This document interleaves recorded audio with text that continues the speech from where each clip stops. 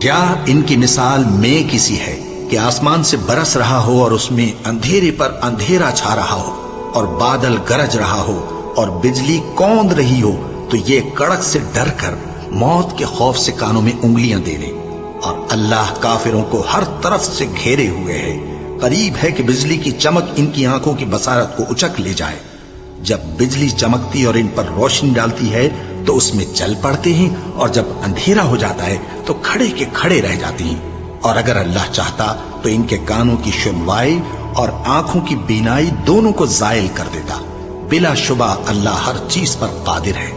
لوگو، اپنے پروردگار کی عبادت کرو جس نے تم کو اور تم سے پہلے لوگوں کو پیدا کیا تاکہ تم اس کے عذاب سے بچو. جس نے تمہارے لیے زمین کو بچھونا اور آسمان کو چھت بنایا اور آسمان سے مے برسا کر تمہارے کھانے کے لیے انواع و اقسام کے میوے پیدا کیے. بس کسی کو اللہ کا ہمسر نہ بناؤ، اور تم جانتے تو ہو. اور اگر تم کو اس کتاب میں جو ہم نے اپنے بندے پر نازل فرمائی ہے کچھ شک ہو تو اسی طرح کی ایک صورت تم بھی بنا لاؤ، اور اللہ کے سوا جو تمہارے مددگار ہوں ان کو بھی بلا لو اگر تم سچے ہو. پھر اگر ایسا نہ کر سکو اور ہرگز نہیں کر سکو گے تو اس آگ سے ڈرو جس کا ایندھن آدمی اور پتھر ہوں گے اور جو کافروں کے لیے تیار کی گئی ہے.